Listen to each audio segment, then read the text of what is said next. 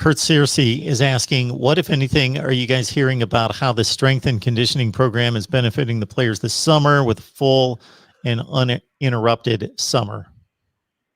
What do you think, James? Because a lot of people that were watching on TV said that they looked small. They are small. Yeah. Certain places. And the funny part is like people are like I know what a division, like if anybody knows what a Division I football player is supposed to look like, I should know. I just have been trained them and done a bunch of different things. And I don't think that has what people have to realize is this is what's really happened with the COVID-19. And I think it did catch Norvell off guard and unorganized, not because he's unorganized. You don't know the plan for that.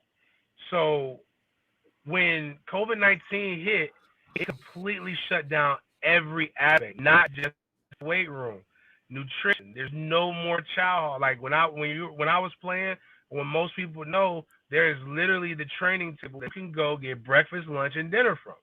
Like there is a coordinated place where a good meal is going to be cooked for you, and somebody might be looking over your shoulder to make sure that you eat properly.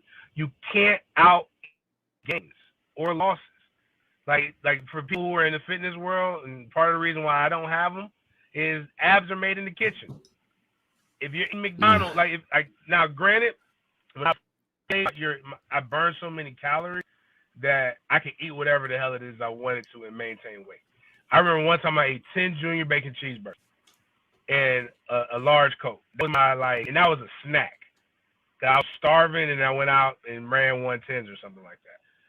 That's not the best way to do things now, but guys who need to gain weight can gain weight because it's literally legitimately on them. Now, that's a buy-in that players have to do, but at the same time, it's easier when you have a coordinated attack with staff who's been here, who knows how to order stuff. Like, there were guys during the season who couldn't get access to supplements that they needed to get.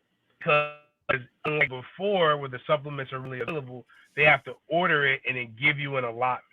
And so those are the things that they're having to deal with. But a lot of the injuries and a lot of the rehab stuff, the thing is, it's all harder than what you did in high school, and it's all not as cool as what you do when you go home and work with the sports performance company that everybody does. But I think, they'll get it as they get more time. And I want to reiterate, and hopefully nobody thought like what I was saying before was me defending Tag or saying Tag should have been there longer. What I'm saying is you can't get rid of somebody with one real true off season.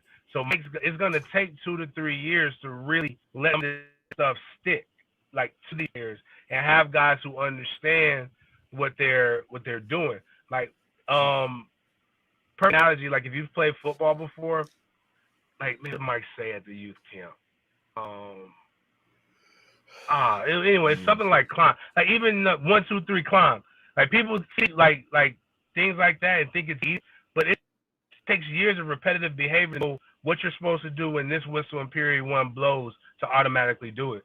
So what we used to do with Bobby is we would do literally during the game day, like whistle, like we knew where to go back and forth, but that was like 30 some odd years of coaching things the exact same way for people to know what to do.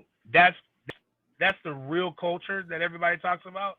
You can't establish a culture in 1.5 years. So like I may make jokes, people may make jokes, and that's funny, but like you gotta give this man time. You can talk about it as bad as you want to until he changes the product, but at the same time, we gotta give him his chance to put it in. And I think strength and conditioning is not something that happens overnight.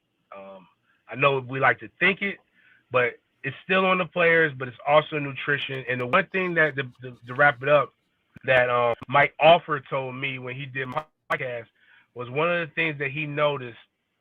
And Mike Alford is the president of the Seminole Boosters, or wait a minute, not Seminole Boosters anymore. The Seminole Athletic Fund, whatever it's called. He's the president of that. He noticed compared to Alabama and other places that our nutrition is severely lacking, and that's what we got to catch up.